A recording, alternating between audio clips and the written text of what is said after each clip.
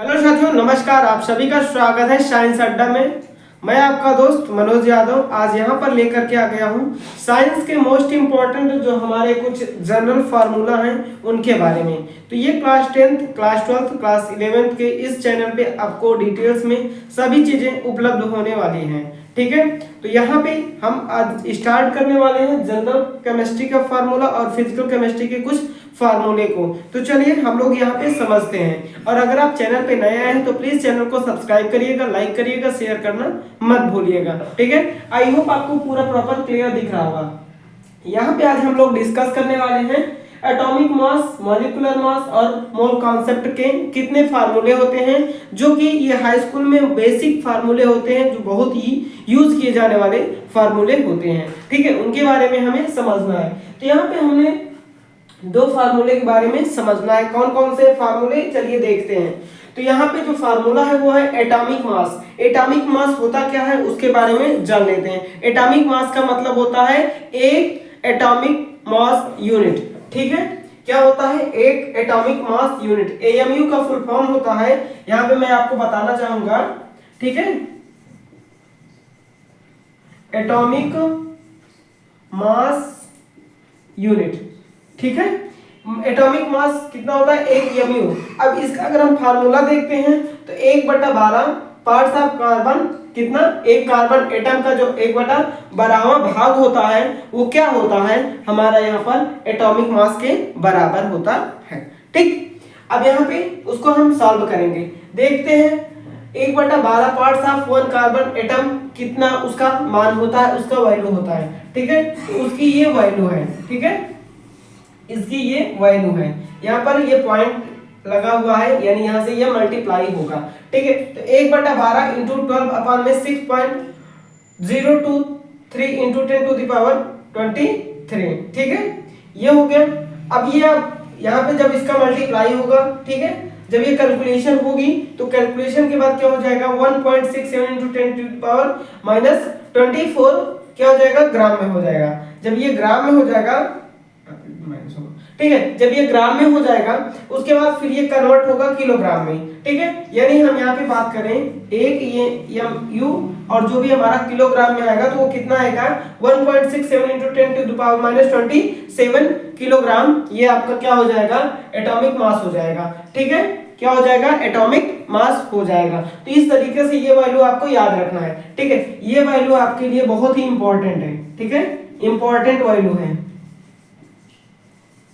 और ये important value आपकी जितने भी आप क्वेश्चंस करेंगे, ठीक है, एटॉमिक मास निकालने वाले जितने भी क्वेश्चंस आप करने वाले हैं, सॉल्व करने वाले हैं, उसमें इसका बेसिक रोल बहुत ही ज्यादा है। ठीक है, इसका यूज बहुत ज्यादा है। चलिए ये बातें आपको समझ में आ गई। अब हम बात करते हैं एटॉमिक मास ऑफ इलेक्ट्रॉन।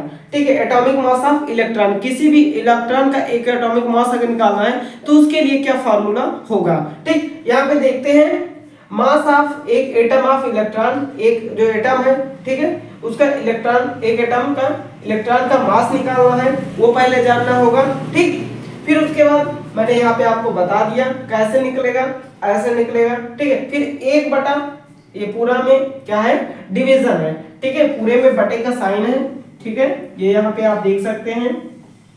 ठीक, 1/12, ठीक है, parts of mass of one carbon atom, यानी इस वैल्यू को यहाँ पे पुट करेंगे और यहाँ पे जो आपके इलेक्ट्रॉन, एक इलेक्ट्रॉन का जो एटम होगा उसकी मास को यहाँ पे पुट करेंगे तो आपका क्या आ जाएगा, atomic mass of electron. Electron का जो एटॉमिक मास है वो यहाँ से आपका क्या हो जाएगा, निकल करके आ जाएगा। ठीक, तो ये तो कॉन्सेप्ट आपको आई होप क्लियर हो गए होंगे। तो चलिए हम तीसरे कॉन्सेप्ट की तरफ बढ़ते हैं। जो तीसरा कॉन्सेप्ट है बहुत ही इंपॉर्टेंट है और बहुत ही आपको कहें तो वो हर एक क्वेश्चंस में उसका यूज है। देखते हैं, इसको आप लिख लीजिए।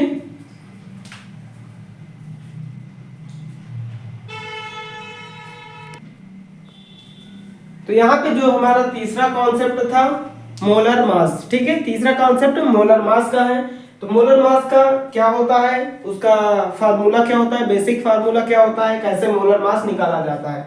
तो मास of one molecule of substance, ठीक है, एक मॉलिक्यूल जो सब्सटेंस का एक मॉलिक्यूल है उसका मास यहाँ पे लिखना है। ठीक है, फिर अपॉन में 1/12 part of mass of carbon 12 atom. जो कार्बन 12 है उसका, जो कार्बन 12 एटम है उसका मास, ठीक है, यहाँ पे लिखना है 1/12वें भाग का, ठीक है, ये यहाँ पे इतना लिख देना है और आप इसका कैलकुलेशन कर देंगे। कैलकुलेशन करने के बाद आपको प्राप्त हो जाएगा मोलर मास, ठीक है, क्या प्राप्त हो जाएगा? Molar mass. अब यहाँ पे हम बात करते हैं ग्राम एटम क्या होता है, ठीक है, ग्राम एटम क्या होता है उसके बारे में। मास ऑफ एक एटम ऑफ इलेक्ट्रॉन, ठीक है, किसी इलेक्ट्रॉन का जो एक एटम है उसका इलेक्ट्रॉन का मास, ठीक है, अपान में एटॉमिक मास ऑफ एलिमेंट, जिस भी एलिमेंट का हम क्या कर रहे हैं, निकाल रहे हैं एटम, ग्राम एटम, ठीक है, उसका क्या होगा, हमें ग्राम में एटम्स का क्या करना है, निकालना है। तो एटॉमिक मास ऑफ एलिमेंट यहाँ पे हम कर देंगे, किसी भी एलिमेंट का क्या कर देंगे, एटॉमिक मास यहाँ पे नीचे लिख देंगे और इनका कैलकुलेशन कर देंगे, तो उससे हमारा क्या हो जाएगा, ग्राम एटम, ठीक है, निकल आएगा मास, ठीक। इस तरीके से यहाँ पे ये कैलकुलेशन थी जो आपको मैंने यहाँ पे समझाया, ठीक है। समझाने के साथ साथ आप इसको लिख लीजिए, नोट डाउन कर लीजिए, नोट डाउन कर लेंगे तो आपके लिए अच्छा रहेगा, ठीक। और इसमें से जो क्वेश्चंस भी होंगे मैं उनको सॉल्व करवाऊंगा, ठीक है। तो चलिए नेक्स्ट देखते हैं, आप इसको लिखिए तब तक।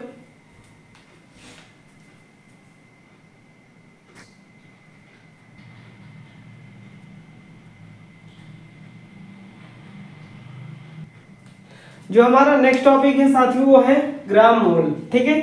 ग्राम मोल का क्या फार्मूला होता है उसके बारे में हम यहाँ पे समझने वाले हैं। देखिए, mass of one molecules of atom in gram, mass of one molecule of atom in gram में, ठीक है। उसके बाद molecular mass of element upon में हो जाएगा। जब इसका डिवीजन होगा, ठीक है, mass of one molecule of element in gram upon molecular mass of element, जब इन दोनों का क्या होगा, कैलकुलेशन होगा, तो हमारा क्या आ जाएगा, ग्राम मॉलिक्यूल्स, क्या आ जाएगा, ग्राम मॉलिक्यूल्स, ठीक।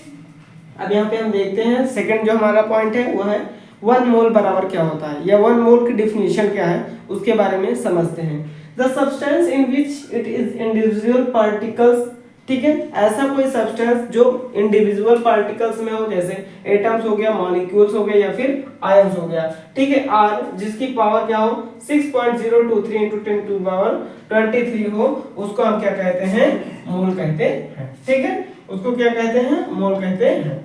अब यहाँ पे देखते हैं, ये चीजें समझ में आ गई होंगी आपको, मोल की डिफिनीशन क्या होती है, ठीक है, क्या होती है, the substance in which it's individual particles, ठीक है, जैसे एटम हो गया, मॉलिक्यूल्स हो गया या फिर आयंस हो गया, आर जिसकी वैल्यू 6.023 10⁻23 क्या होती है, उसको हम कहते हैं मोल कहते हैं। यहाँ पे ये चीजें समझ में आ गई होंगी। अब अवोगाड्रो नंबर क्या होता है, अवोगाड्रो नंबर एक ऐसा नंबर होता है जिसकी वैल्यू कितनी होती है, 6.023 × 10⁻23, ये वैल्यू आपकी क्या कहलाती है, अवोगाड्रो नंबर कहलाती है। अब यहाँ पे जो हमारा लास्ट टॉपिक है, एटॉमिक नंबर क्या होता है, एटॉमिक नंबर क्या होता है उसके बारे में समझते हैं। Number of proton in nucleus, ठीक है, जितने भी यहाँ पे आप देख सकते हैं, ठीक, बात समझ में, ये है आपका क्या है, न्यूक्लियस है, ठीक है, न्यूक्लियस के चारों ओर इलेक्ट्रॉन क्या करते हैं, चक्कर लगाते हैं, ठीक है, इलेक्ट्रॉन हो गया। अब यहाँ पे प्रोटॉन और न्यूट्रॉन होते हैं, ठीक है, क्या होते हैं, प्रोटॉन और न्यूट्रॉन होते हैं। तो यहाँ पे प्रोटॉन का जो न्यूक्लियस के अंदर नंबर होता है वो क्या कहलाता है, एटॉमिक नंबर कहलाता है, ठीक है। Positively charge particle in neutral atom, जो भी पॉजिटिवली चार्ज है न्यूट्रल एटम है वो क्या कहलाता है आपका, यहाँ पे atomic number. Number of electron in neutral atom मैंने बता दिया, पॉजिटिवली हो या निगेटिवली हो। Charge particles in neutral atom, ये हमारा देख सकते हैं प्रोटॉन और न्यूट्रॉन हमारे यहाँ पे क्या है, पॉजिटिवली और निगेटिवली चार्ज है, ये हमारा जो है न्यूक्लियस के अंदर होता है, प्रेजेंट होता है, तो यही हमारा क्या कहलाता है, हमारा एटॉमिक नंबर कहलाता है। तो आई होप साथियों ये कॉन्सेप्ट आपको कैसा लगा, ये ट्रिक आपको कैसी लगी, ठीक है, ये फार्मूला आपको समझ में आया या नहीं आया। अगर समझ में आया है तो चैनल को सब्सक्राइब करिए, लाइक करिए, एक कमेंट जरूर प्यारा सा करिए ताकि हमें मोटिवेशन मिलता रहे और आपको इसी तरीके से ढेर सारी केमिस्ट्री के फार्मूले और फिजिक्स के फार्मूले, बायोलॉजी के जो भी टॉपिक्स हैं उनको हम यहाँ पे डिस्कस करते रहेंगे। Thank you so much, like करिए, शेयर करिए, सब्सक्राइब करिए अगेन। Thank you.